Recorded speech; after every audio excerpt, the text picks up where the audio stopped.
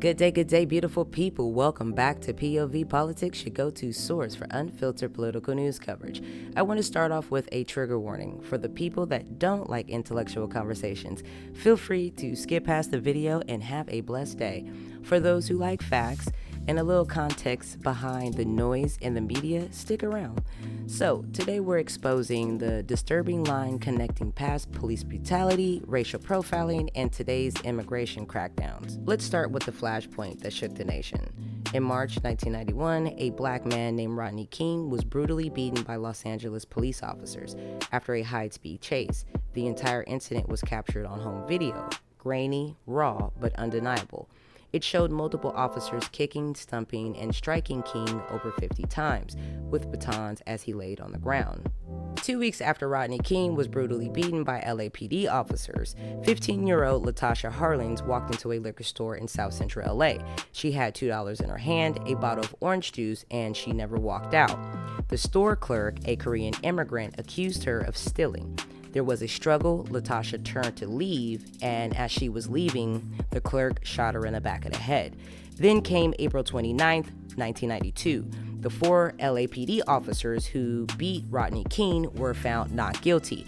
The streets of LA explode in rage.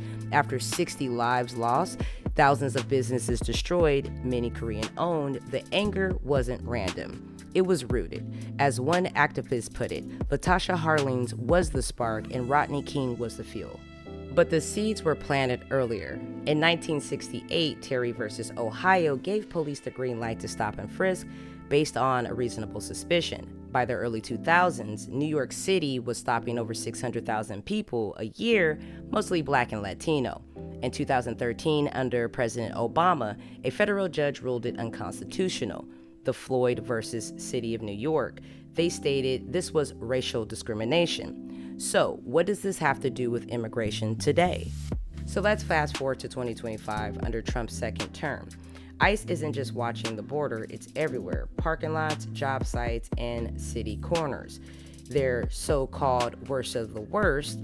71% of them have no criminal record, and only 7% are high risk. Yet Trump defends his raids by saying they're removing rapists, murderers, and drug dealers. A U.S. district judge has just issued a temporary restraining order against ICE and Border Patrol operations across 7 counties in California, including Los Angeles. And yes, this is a major legal blow to the federal immigration enforcement. The ruling comes after civil rights groups and the ACLU argued that ICE agents were engaging in racial profiling, targeting people based upon their skin color, language, and where they live and work. The judge agreed, citing violations of the 4th and the 5th Amendment. For now, ICE is barred from conducting rogue raids without clear cause and must allow detained immigrants immediate access to legal counsel. So, here's what the order blocks. No more immigration raids based purely on appearance, no detaining people just for speaking Spanish or working construction jobs, and ICE must give attorneys full access to their clients.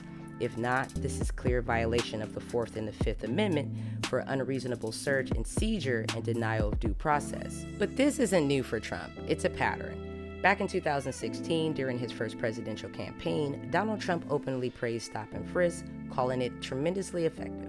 Even though a federal judge had already ruled it unconstitutional in 2013 for targeting black and Latino communities in New York City. The ruling, Floyd versus City of New York, made it clear that the stop and frisk wasn't about safety. It was about racial profiling. It violated the 4th and the 14th Amendment. And now in 2025, Trump is doubling down on those same tactics, but now through ICE.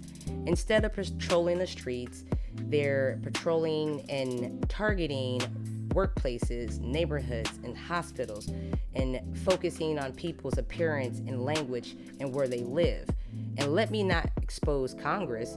They just gave ICE $45 billion for detentions and nearly $30 billion for enforcement. That's a 308% increase in 1 year, while immigrant families are being ripped apart, and most of those detained aren't even criminals. History doesn't just repeat, it echoes. Rodney King, stop and frisk, and now immigration raids fueled by race, hate, and power. But people are fighting back, and the courts are stepping in. And if you want to know more about how to protect your rights, I dropped a link inside of the comments. So what do you think? Is this just about border security, or is it racial profiling rebranded? Drop your thoughts in the comments, like, share, and subscribe. And as always, beautiful people, facts over fear, love instead of hate, and always get your facts straight. Talk to you soon.